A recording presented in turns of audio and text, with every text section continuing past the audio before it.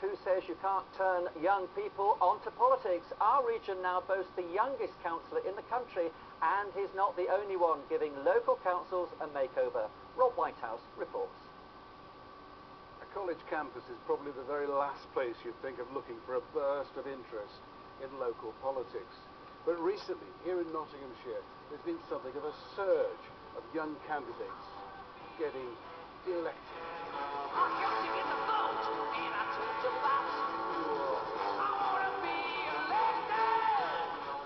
Tom Hollis was just 18 years and 3 months old when he got elected, becoming officially the country's youngest councillor.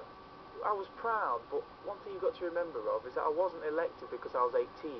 I was elected because Lib Dems in Ashfield had a good record of action. Tom and his mates are sitting their A-levels right now, but while they'll be looking forward to a relaxing summer, he'll be grappling with more pressure, taking his seat on Ashfield District Council. It's obvious I'm inexperienced, it's obvious I've not had a day in the council chamber, but everybody's got to start somewhere. Tom's politics lecturer, Anne Thompson, is thrilled by her students' success. After all, the average age of a councillor in England is 58. And she senses a surge of interest in politics from her students. Well, we've entered more students for AS politics this year than we ever had. And I think a lot of this came from the election last year, which generated a huge amount of interest. Tom's victory has certainly gone down well at college. I think it's a brilliant idea that young people are going into politics because we need more of a representation in Parliament of our views. It's not about your age, it's about what your skills are as a person. Really good for someone to actually represent us. It gives me a nice oomph and just changes everything in the system. This march of youth has continued at a pace in Gedling Borough Council, following the Labour landslide here in May. Michael Payne, the new deputy leader, is just 24 years old. He's joined by the youngest female borough councillor in the country, Roxanne Ellis, who's 23, and, not much older, Emily Bailey. She's 24.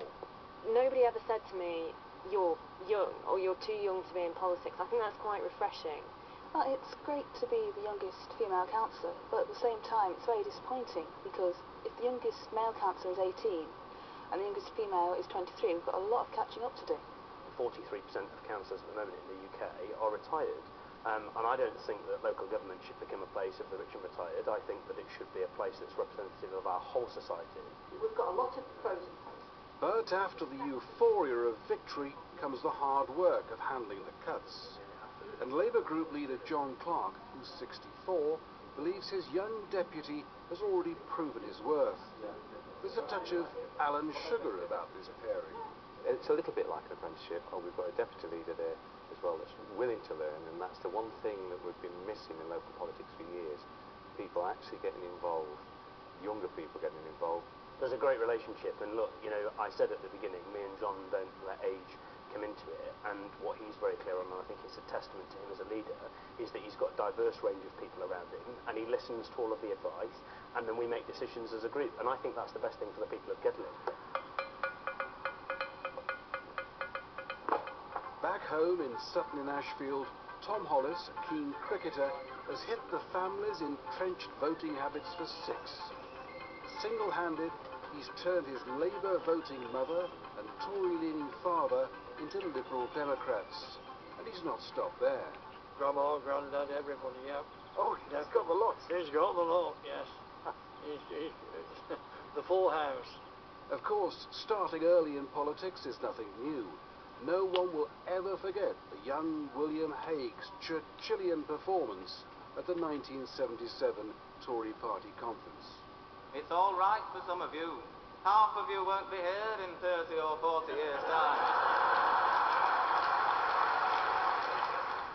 So, how high are our new young councillors aiming? Prime Minister? You're not the first person who said that, but take each day as it comes. I'm not a career politician. I've got no aspirations to be Prime Minister or be in Westminster. I sympathise with anybody who does it. Would you like to be Prime Minister?